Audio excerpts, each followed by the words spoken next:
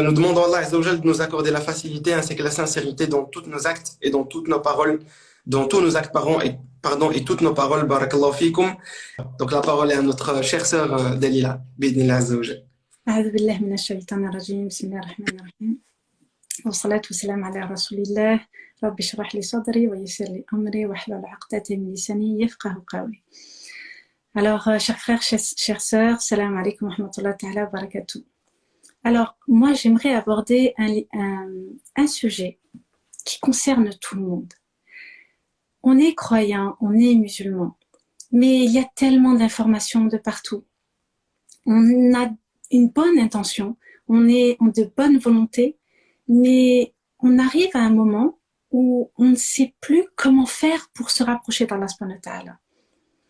On essaye, on ne persiste pas dans la voie parce qu'on n'a pas de résultat, on ne sait pas comment faire, on ne sait pas quel message envoyer à Allah subhanahu wa ta'ala et comment lire aussi la réception de la réponse d'Allah subhanahu wa ta'ala.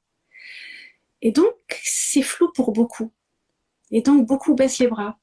Même s'ils restent croyants, on baisse les bras sur la manière de pouvoir se connecter à Allah subhanahu wa ta'ala. Allah subhanahu wa ta'ala nous a créés que pour l'adorer. C'est l'unique raison de notre création. Allah subhanahu wa ta'ala, il nous dit dans la sourate 51, verset 56. وَمَا خَلَقْتُ الْجِنَّ وَالْإِنسَ إِلَّا لِيَعْبُدُونَ. Je n'ai créé les djinns et les hommes que pour m'adorer. Maintenant, l'adoration, c'est quoi? Comment est-ce qu'on peut adorer Allah subhanahu wa ta'ala? Comment est-ce qu'on peut avoir son agrément? La prière, oui, c'est un moyen. Les invocations, oui, c'est un moyen. Mais la prière et les invocations, c'est une chose, parce que c'est quelque chose que l'on fait nous, pour nous, parce que c'est essentiel pour nous. Ça nous maintient sur la voie. Mais la prière, les invocations, sans l'enrober d'action, eh bien, c'est une adoration qui est bancale, où il manque quelque chose. Maintenant, pour arriver à être dans la prière, de manière à être connecté à Allah subhanahu wa ta'ala, eh bien, on doit d'abord connaître Allah subhanahu wa ta'ala. On doit fortifier notre foi.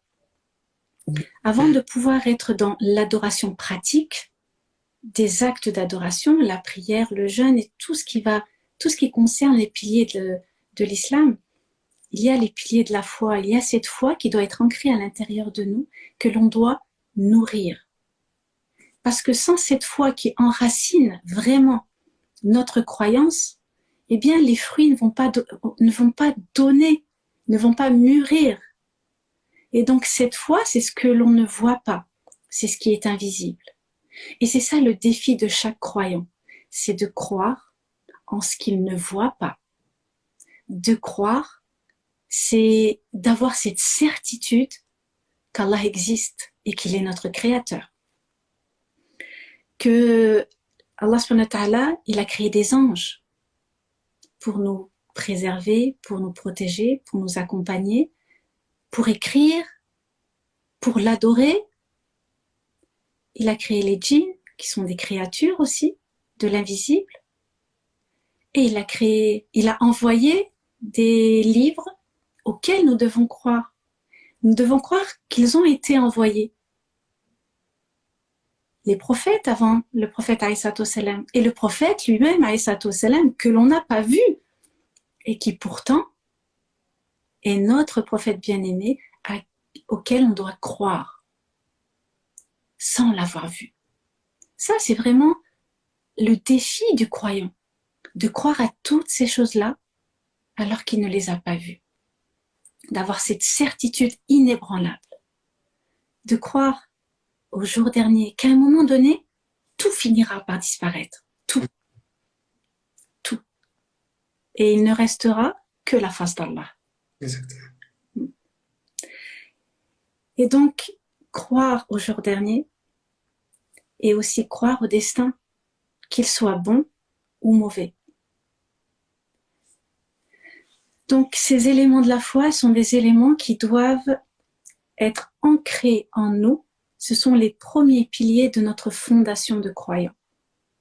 Parce que c'est ça qui va nous permettre d'entretenir cette confiance en Allah. Cette certitude que quoi qu'il arrive dans notre vie, eh bien, je sais qu'il veille sur moi. Je sais que c'est lui qui m'a destiné ce genre de choses. Et je sais qu'il ne m'abandonnera pas. Parce que c'est lui qui donne et c'est lui qui reprend. Et donc, nous sommes éprouvés par ce genre de choses. Oui, nous avons notre libre arbitre. Et c'est ça qui fait de nous des êtres honorables, qu'Allah a élevés au-dessus de la création. Mais ces êtres honorables qu'Allah a élevés, ils ont une responsabilité. Allah subhanahu wa ta'ala, il nous dit dans Surat al-Baqarah, le verset 30, وَإِذْ قَالَ رَبُّكَ لِلْمَلَائِكَةِ إِنِّي جَاعِلٌ فِي الْأَرْضِ خَلِيفَةً قَالُوا أَتَجْعَلُ فِيهَا مَنْ يَفْسِدُ فِيهَا وَيَفْسِكُ الدِّمَاءَ وَنَحْنُ نُسَبِّحُ بِحَمْدِكَ وَنُقَدِّسُ لَكَ قَالَ إِنِّي أَعْلَمُ مَا لَا تَعْلَمُونَ. Allah subhanahu wa ta'ala, il dit aux anges, il informe les anges, il leur dit, je vais créer un vicaire sur terre. Un vicaire, c'est un responsable qui va gérer la terre. Et les anges sont étonnés, ils lui répondent, Ya Allah, tu vas créer un être qui va corrompre la terre et y verser le sang. Alors que nous sommes là pour t'adorer et te sanctifier. Et Allah leur répond, je sais ce que vous ne savez pas. Non. Et lorsque nous voyons comment l'être humain a détruit la planète, n'a pas honoré son engagement, eh bien, on voit bien que cet engagement qu'on a pris, parce que l'être humain, il est injuste, il veut posséder, il veut dominer. Cette responsabilité, il l'a prise. Et donc, le résultat, il est là. Nous, en tant que croyants, nous avons cette obligation d'honorer cet engagement. Cet engagement de préserver ce qu'Allah subhanahu wa ta'ala a mis entre nos mains. Même si toute la terre est en train de la détruire, nous avons cette responsabilité de faire, parce que le résultat, il ne nous appartient pas. Le résultat, il appartient à Allah subhanahu wa ta'ala. Si vous pensez que par vos propres moyens, vous allez atteindre un objectif, alors c'est que vous vous trompez. Le but, c'est pas que vous atteigniez un objectif. Le but, c'est de vous mettre en action, d'avoir cette sincérité pour plaire à Allah subhanahu wa ta'ala, donc de vous mettre en mouvement, de vous mettre en action, d'utiliser les bons moyens qui plaisent à Allah subhanahu wa ta'ala, et ensuite c'est lui qui donne le résultat. C'est lui qui fait atteindre l'objectif. Parce que le résultat, il ne nous appartient pas. Et c'est pour ça que nous devons entretenir cette confiance en Allah, parce qu'on sait que c'est lui qui gère tout. À partir du moment où je sais que je suis entre ses mains, que je n'ai juste qu'à lui demander, parce que lui, il sait, il connaît l'avenir, il sait ce qui est bon pour moi, et je sais pertinemment qu'il ne me veut pas de mal. Donc à partir du moment où j'essaye d'aller vers un objectif, que moi je connais pas l'avenir, pour moi c'est quelque chose d'obscur, je demande à Allah. Et quand je demande à Allah subhanahu wa ta'ala, il y a une manière de demander. On ne demande pas à Allah, Allah donne-moi telle chose. C'est Ya Allah. Si cette chose est bonne pour moi, alors accorde-la moi. Mais si cette chose n'est pas bonne pour moi et risque de me corrompre, alors éloigne-moi de cette chose-là. C'est dur pour l'être humain de se voir refuser la chose à laquelle on tient le plus. Parce qu'on croit que la chose est bonne pour nous, alors qu'Allah sait ce qui est bon pour nous mieux que nous-mêmes.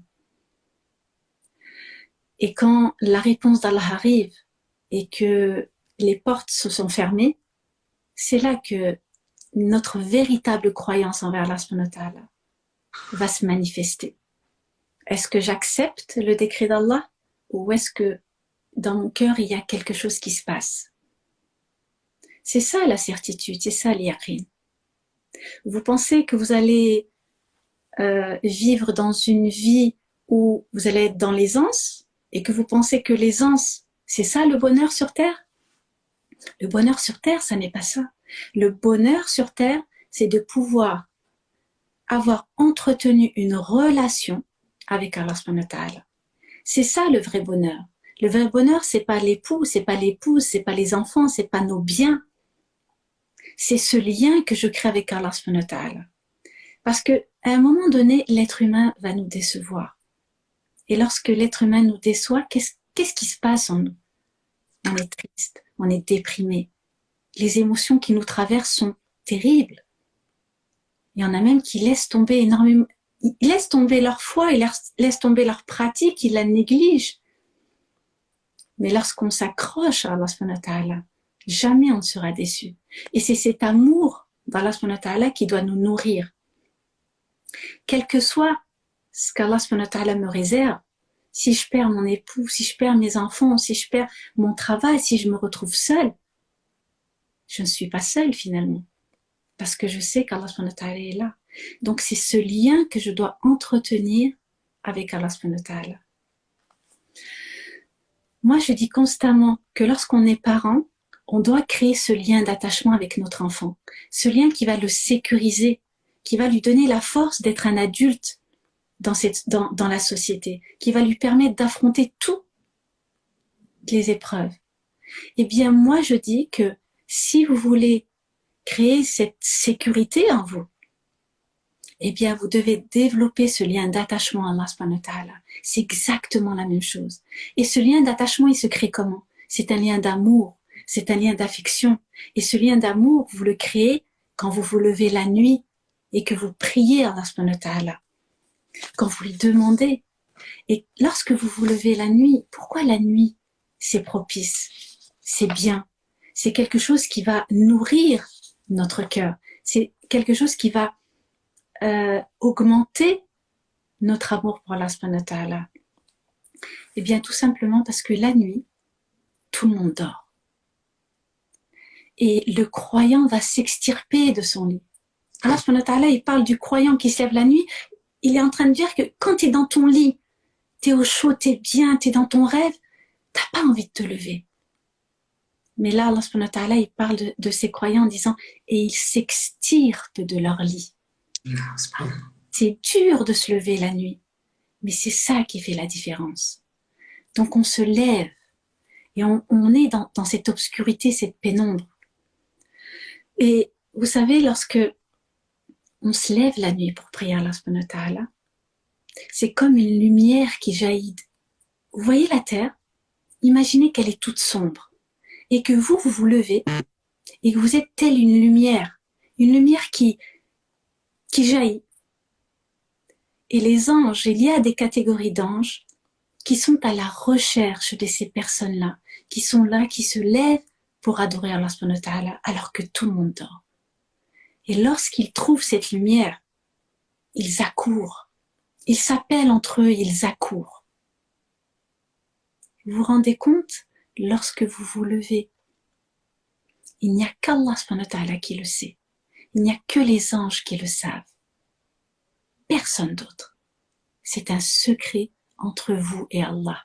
C'est un rendez-vous que vous venez d'honorer avec Allah subhanahu wa ta'ala. Parce que vous êtes en quête de quelque chose, vous êtes en quête d'apaisement, vous êtes en quête de créer ce lien d'amour avec lui. Et le prophète, alayhi salatu wassalam, il nous dit, notre Seigneur descend chaque nuit vers le ciel d'ici-bas au dernier tiers de la nuit, de façon qu'il sied à sa majesté. Il dit, qui m'invoque que je l'exauce? Qui me demande que je lui donne? Et qui me demande pardon que je lui pardonne? Regardez un petit peu ce qu'Allah subhanahu wa ta'ala il nous accorde. Et nous, on reste dans cette insouciance, dans cette lourdeur qui nous tire vers le bas. Bien sûr que c'est difficile. Si c'était facile, on n'aurait pas... on n'obtiendrait pas le paradis aussi facilement quand même. لَقَدْ خَلَقْنَا الْإِنسَانَ فِي كَبَادٍ dans Surat al-Balad. Je vous ai créé pour une vie de dur labeur. Donc oui, si vous pensez que le fait de perdre son travail ou d'avoir un travail où on ne gagne pas beaucoup ou de ne pas avoir telle voiture ou telle maison ou si je ne suis pas propriétaire ou je ne peux pas voyager, je ne peux pas. Si vous pensez que c'est ça la valeur du croyant, alors c'est qu'il y a quelque chose qui ne va pas. La valeur du croyant, elle se mesure pas à ce qu'il possède en termes matériels. Elle se mesure en quantité d'amour qu'il a dans le cœur pour Allah subhanahu wa ta'ala. Et plus vous créez ce lien d'attachement avec Allah subhanahu wa ta'ala, plus il déversera sur vous son amour. Parce que lorsqu'on crée ce lien d'amour avec Allah subhanahu wa ta'ala, eh bien oui, vous avez son assistance. Oui, vous avez son soutien. Et Allah subhanahu wa ta'ala n'abandonne personne. Et pour n'abandonner personne, il faut lui demander. Si vous ne créez pas ce lien avec lui, comment voulez-vous qu'il vous vienne en aide? Comment? Il faut lui demander pour ça. Il faut insister pour lui demander. Allah subhanahu wa ta'ala, justement, l'invocation, l'évocation, elles sont importantes dans notre adoration. Elles sont essentielles. On ne peut pas être croyant en étant juste satisfait de la prière que l'on fait. Ça ne suffit pas. La prière, c'est juste quelque chose qu'on accomplit parce que nous devons l'accomplir parce qu'elle crée ce lien justement avec Allah subhanahu wa ta'ala. Si vous coupez ce lien, eh oui, vous vous perdez. Ce lien vous permet de vous maintenir à l'équilibre. Mais ça ne suffit pas. C'est le strict minimum. La prière est tellement importante qu'Allah subhanahu wa ta'ala l'a révélé dans les cieux au prophète alayhi salatu wassalam. La prière est tellement importante que c'est le seul acte que nous ne pouvons pas abandonner. Pas d'excuses. Même malade, dans son lit d'hôpital, même lorsqu'on ne peut pas bouger son corps, on le fait avec les yeux. Oui, oui. Donc la prière, c'est quelque chose qui n'est pas négociable. On ne peut pas se priver de la prière. Maintenant, après la prière, qu'est-ce qu'on fait? Eh bien, il y a l'invocation, les demandes. Parce que le prophète, alayhi salatu wassalam, il nous dit que l'invocation, c'est l'adoration. Et se priver de l'invocation met Allah subhanahu wa ta'ala en colère. Parce que vous vous mettez dans une position où vous estimez que vous n'avez pas besoin de son aide. Nous sommes dépendants d'Allah subhanahu wa ta'ala. Sans lui, nous ne sommes rien. Si nous respirons, c'est grâce à lui. Si nous nous levons le matin, après notre sommeil, c'est grâce à lui. C'est parce qu'il a décidé de nous rendre notre âme et de pouvoir encore avoir l'occasion de l'adorer, de rectifier nos erreurs. Donc, notre dépendance, elle est là. Tout comme un enfant est dépendant de ses parents pour pouvoir survivre, eh bien, nous sommes dépendants d'Allah subhanahu wa ta'ala pour pouvoir vivre, pour pouvoir faire vivre notre cœur. Sans lui, nous ne pouvons accomplir absolument rien.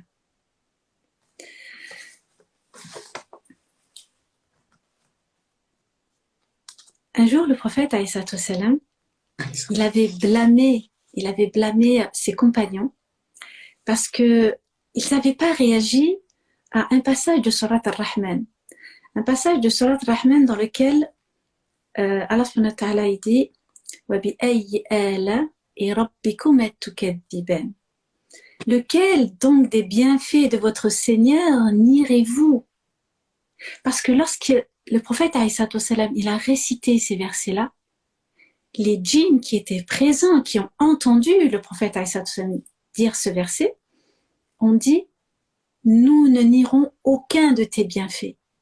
Et donc lorsque le prophète alayhi salatu wassalam a récité ça, les compagnons n'ont pas réagi.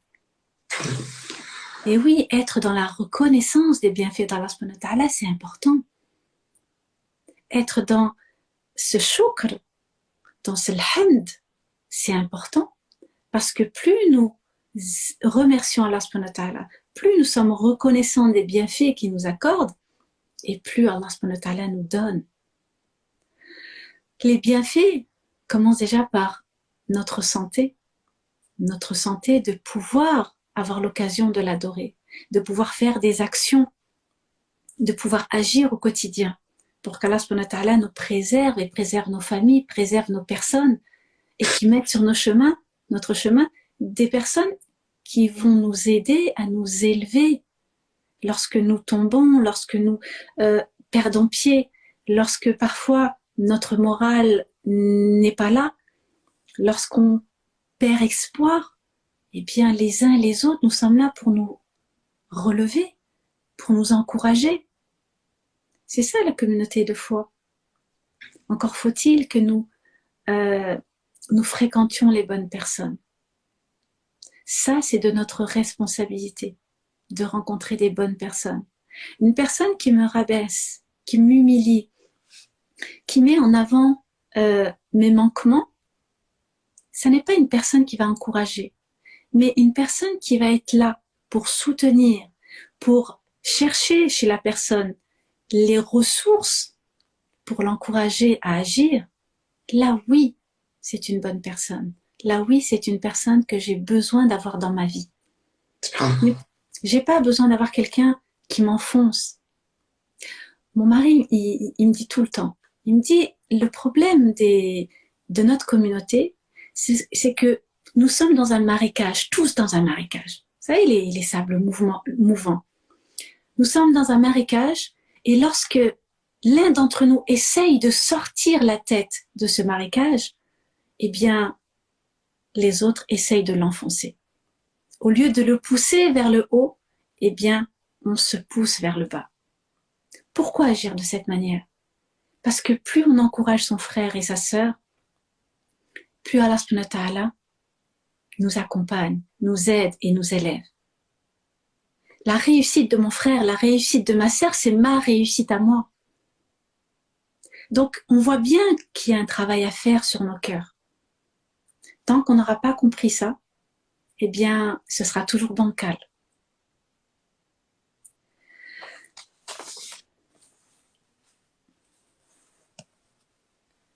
Avoir la certitude que Allah subhanahu wa ta'ala accompagne chacun d'entre nous. Dans la sourate 20, le verset 105, Allah subhanahu wa ta'ala dit « Et si mes serviteurs t'interrogent à mon sujet, alors qu'ils sachent que je suis tout près. فإني قريب. Tout près, tout proche.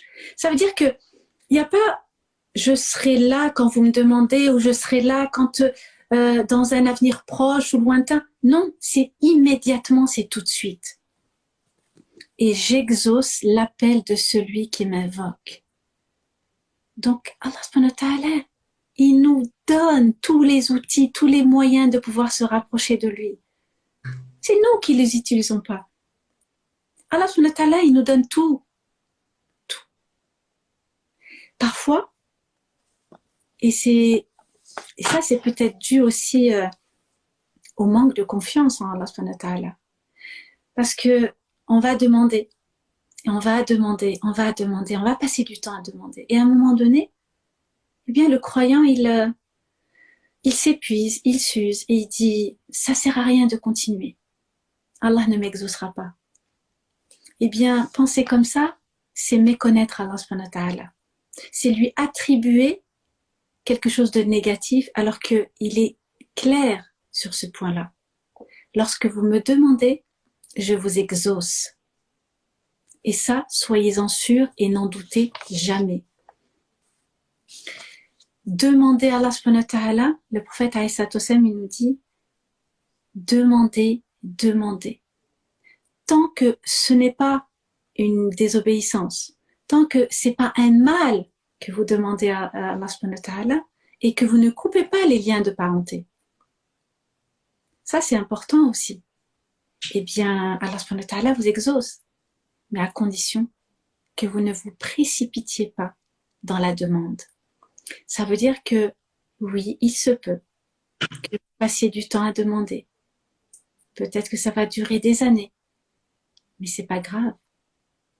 Parce qu'Allah subhanahu wa ta'ala, il y a des personnes à qui il a déjà donné. Ça fait partie des conditions de l'acceptation des invocations. Soit il vous accorde sur le champ, vous obtenez ce que vous demandez, soit il diffère la demande, soit il vous a déjà accordé la chose, mais dans l'au-delà. Il ne vous l'a pas accordé ici-bas, parce que ce serait un mal pour vous. Allah sait bien ce qui est bon pour nous. Donc, être dans Alhamdulillah. Allah ne m'a pas accordé Alhamdulillah. Allah sait. Et il sait ce qui va nous accorder, il sait ce qui va m'accorder de meilleur pour moi. Mais ça, vous le savez pas tout de suite. Vous le saurez plus tard. Et juste une petite intervention là-dessus, parce que ça me rappelle un hadith qui est extrêmement beau et très, très, très, très important à savoir et à connaître, surtout à ce sujet de dua, parce que subhanallah, le Rasul sallallahu alayhi wa sallam a dit dans un dua, qui est d'ailleurs très, très connu au sujet de l'invocation, il disait, sallallahu alayhi wa sallam, yustajabu li ahadikum ma lam ya'jal. Donc, et ça, c'est extrêmement subtil et vraiment génial, parce que le Rasul sallallahu alayhi wa sallam, non seulement il a dit le hadith, mais c'est une certitude. Yustajabu li ahadikum. Ça veut dire, certes, Allah azza wa jal exaucera de façon certaine votre invocation. Par contre, à une seule condition, subhanallah. Regardez la condition. Ma lam ya'jal. Ça veut dire quoi, ma lam ya'jal? Et en fait, quand on a demandé au prophète sallallahu alayhi wa sallam ce que ça veut dire, il continue le hadith. Il dit, ma lam ya'jal, ça veut dire, yaqul, qad da'awt, falam yustajab li. Il dit, donc l'être en question, le croyant ou la croyante en question, qu'est-ce qui annule son invocation? Qu'est-ce qui annule le fait que ça soit exaucé? Juste après l'invocation, quand il voit qu'une semaine est passée, un mois est passé, un an est passé, il a toujours pas ce qu'il a eu, et ce qu'il voulait, pardon, il dit qad da'awtu falam yustajab li. Subhanallah, j'ai invoqué, mais rien de retour. Ça, vous voyez cet acte-là, Wallah al-Azim, c'est ce qui gâche votre invocation. Alors qu'elle allait être exaucée. Comme la sœur Dalila, barakallahu fiha, nous l'a très bien expliqué en 3 étapes. Soit Rabbi vous donne ce que vous voulez, soit il va le retarder un petit peu, car seul lui, subhanahu wa ta'ala, sait et connaît parfaitement le moment où ça doit être venu, et pas nous. Soit elle est en fait acceptée d'office, parce que regardez, Rasul sallallahu alayhi wa sallam, c'est un wahi. Il dit jamais quelque chose de faux. Lorsque ça sort de sa bouche, subhanallah, c'est que c'est une vérité. Et ça, c'est pas moi qui le dis, c'est le Coran, subhanallah al-azim. C'est Allah qui nous dit dans le Coran, وَمَا يَنْطِقُ عَنِ الْهَوَى إِنْ هُوَ إِلَّا وَحْيٌ يُوحَى.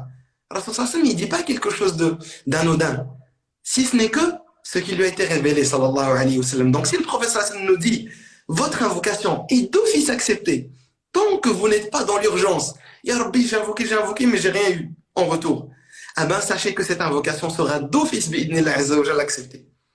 Et comme la sœur Daniela l'a dit, en 3 étapes. Soit vous l'avez directement, soit c'est après un petit temps, soit c'est d'office le jour du jugement dernier. Et qu'est-ce que c'est beau? Juste réfléchissez un petit peu. Subhanallah, le jour où on en a le plus besoin. Imaginez, pour ceux et celles qui ont fait une invocation, par exemple, c'est toujours pas accepté. Allahu a'lam. Enfin, accepté entre guillemets dans dunya. Mais qu'est-ce qu'on en sait, subhanallah? Peut-être que le jour du jugement dernier, vous imaginez, vous arrivez devant Allah azza wa jal, c'est la petite hasana qui vous manque pour aller au paradis. C'est peut-être cette petite action qui va vous faire sauver, subhanallah, du feu de l'enfer. C'est incroyable, on n'imagine même pas. Et donc, soyez toujours, subhanallah, dans l'espoir et dans la crainte. Et je dirais même entre les deux, subhanallah, parce que en craignant Allah azza wa jal, on atteint et on est sur ce chemin de piété pour atteindre cette piété qui est l'objectif de toutes et tous, qui est d'ailleurs l'objectif de notre adoration d'Allah subhanahu wa ta'ala. Et de l'autre côté, on a cet espoir. Et on reste positif. Et on dit, Ya Rabbi, amanna bika, wa radina bi qadarika wa qada'ik. Ya Rabbi, on a cru en toi, et non seulement ça, on a cru aussi, c'est un des piliers de la foi, justement, et c'est le dernier, le 6e, on a accepté ce qadar, d'accord, ce destin. Et wallah, il a qu'une fois qu'on arrive, subhanallah, à ce niveau-là, ce level, comme on dit, le cœur, subhanallah, s'apaise automatiquement, parce qu'il accepte tout ce qui vient d'Allah azza wa jalla. C'est vraiment incroyable. Wallah. Et désolé pour la petite. Non, t'inquiète pas. Alhamdoulilah, c'est un échange interactif, c'est très bien. Allah يجزاك خير. Justement, le prophète, alayhi salatu wassalam, il nous dit, certes, Allah est pudique et généreux. Il éprouve de la pudeur envers son serviteur quand il lève ses mains vers lui, de les lui rendre vides. Celui qui ne demande pas à Allah, Allah se met en colère. Vous voyez, c'est une obligation.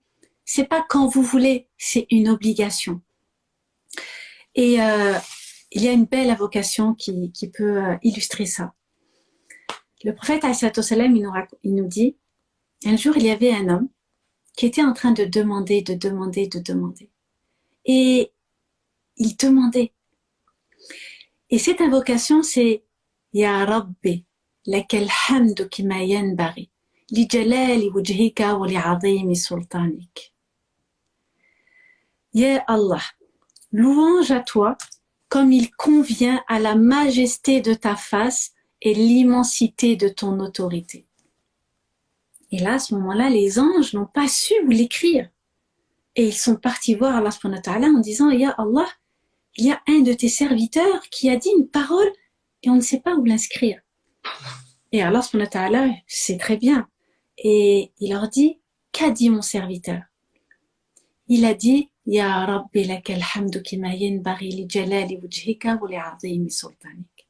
Et là, Allah subhanahu wa ta'ala, il dit aux anges, inscrivez-la telle qu'elle, je la rétribuerai moi-même le jour de la résurrection. Et oui, c'est pour ça que le prophète alayhi salatu wassalam nous a enseigné de répéter 3 fois matin et soir cette invocation, parce qu'elle est lourde dans la balance et qu'on ne connaît pas quelle est sa rétribution, parce que c'est Allah qui va nous la rétribuer.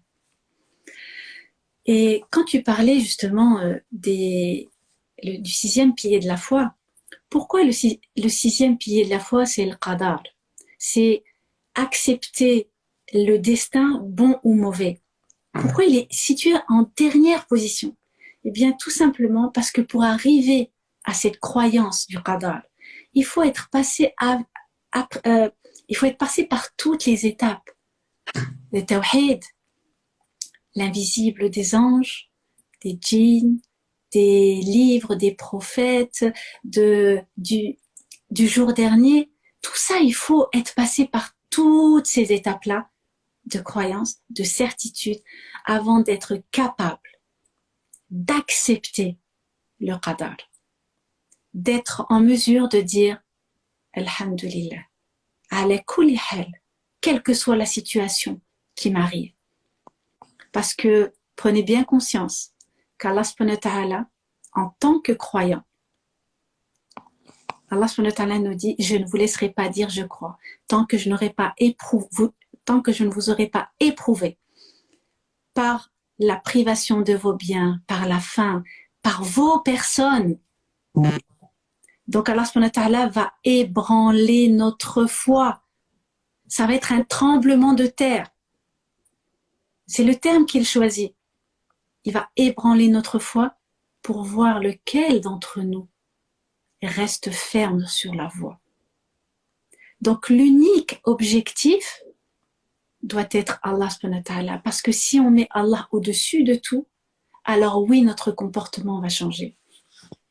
Si on met Allah au-dessus de tout, eh bien oui, nous allons agir pour le bien des autres. Ma foi doit être active. Ma foi doit me pousser à agir pour le bien des gens, pour le bien de ma communauté. Moi, je suis bien logée. Je mange à ma faim. Je n'ai pas froid en hiver. J'ai une voiture. J'ai besoin d'aller quelque part. Alhamdoulilah, Allah me l'a permis. Il y a des personnes qui ne sont pas dans ma situation, qui ne sont pas dans votre situation. Et le prophète, alayhi salatu wassalam, il nous dit que n'est pas croyant celui qui mange à sa faim en sachant que d'autres ne mangent pas à leur faim. Vous pensez que le fait que l'on donne va diminuer de notre richesse? Vous pensez que le fait de partager ce que l'on possède va diminuer? Pas du tout. Allah, il augmente nos bienfaits. Il augmente notre richesse, notre facilité à obtenir les choses. Si Allah subhanahu wa ta'ala nous a favorisés d'être dans des situations confortables, ça n'est pas pour rester dans cette situation confortable en fermant nos yeux sur ce qu'il y a à l'extérieur. Moi, ça ne me concerne pas. La société a banalisé justement la pauvreté, le fait que des personnes soient dans le besoin. Il y a des personnes qui sont dans la nécessité, mais qui ne parlent pas, qui ne disent rien. Je ne parle pas de ceux qui mendient, je parle de ceux qui sont chez eux, qui sont dans un besoin tel qu'ils demandent à Allah, aide-moi. Ils ont cette pudeur et cette décence de ne pas aller demander. Et donc c'est important de bien comprendre que cette association, alors il y a plein d'associations, mais pour moi cette association, elle me tient vraiment à cœur particulièrement parce que je vois le travail qu'ils fournissent, qu'ils accomplissent.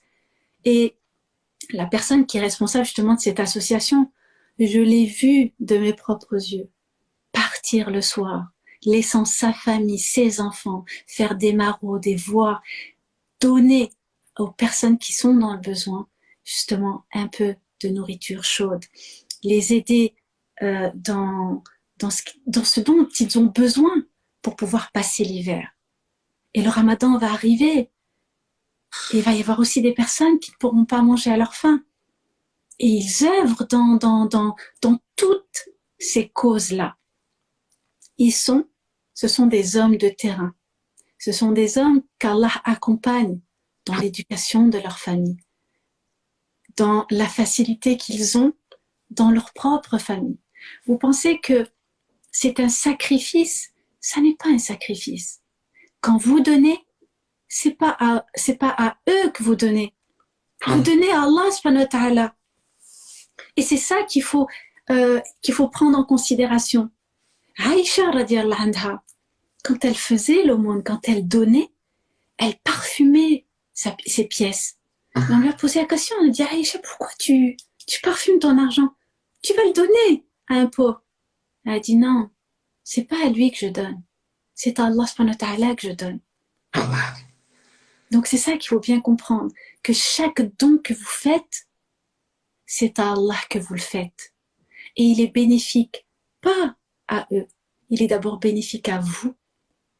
Parce que à travers ce don, vous vous purifiez. À travers ce don, vous augmentez aussi votre richesse d'un côté. Vous gagnez la proximité d'Allah subhanahu wa ta'ala, vous gagnez son soutien et son amour. C'est pour ça qu'il est important de ne pas négliger la sadaqa. La sadaqa nous préserve des péchés. Elle cache les péchés. Elle nous purifie de nos péchés. Donc elle est vraiment très puissante, la sadaqa. C'est une action qui montre à quel point nous sommes proches d'Allah subhanahu wa ta'ala. C'est directement lié à l'amour d'Allah subhanahu wa ta'ala. Qu'Allah nous permette de faire partie de ces personnes qui ne cessons de donner et qui ne cessons d'être en contact et à proximité de ces personnes qui sont dans le besoin et d'être des éléments positifs pour ces personnes-là. Ma sœur Dalila, je ne sais pas si tu as d'autres choses à rajouter. Sinon, on clôture alors, Inch'Allah. Inch'Allah. Inch'Allah. Ben, on va faire une petite dua, bidnillah azza wa jal. Donc, nous demandons à Allah subhanahu wa ta'ala de nous faciliter et d'exaucer nos doigts. Amin. اللهم اهدنا فيمن هديت وعافنا فيمن عافيت وتولنا فيمن توليت وبارك لنا اللهم فيما رزقتنا وأعطيت وقنا واصرف عنا سوء وشر ما قضيت إنك تقضي بالحق ولا يقضى عليك إنه لا يذل من واليت ولا يعز من عاديت تباركت ربنا وتعاليت اللهم صل على محمد في الأولين وصل على محمد في الآخرين وصل على محمد في الملأ الأعلى إلى يوم الدين اللهم ارحم موتانا وموتى المسلمين اللهم ارحمهم وعافهم واعف عنهم وأكرم نزلهم ووسع مدخلهم واغسلهم بالماء والثلج والبرد ونقهم من الذنوب والخطايا كما ينقى الثوب الأبيض من الدنس اللهم شاف مرضانا ومرضى المسلمين اللهم شافهم وعافهم شفاء عاجلا يا شافي يا معافي شافهم وعافهم شفاء عاجلا غير آجل شفاء لا يغادر سقما ولا يترك ألما اللهم متعنا ومتعهم بالصحة والعافية اللهم متعنا بأسماعنا وأبصارنا وقواتنا أبدا ما أبقيتنا واجعله الوارث منا اللهم يا رب العالمين جازي بالخير كل الخير المتصدقين والمتصدقات اللهم يا رب اكفهم بحلالك عن حرامك واغنهم بفضلك عمن سواك اللهم حبب إلينا وإليهم الإيمان وزينه في قلوبنا وكره إلينا اللهم الكفر والفسوق والعصيان اللهم اجعل القرآن العظيم ربيع قلوبنا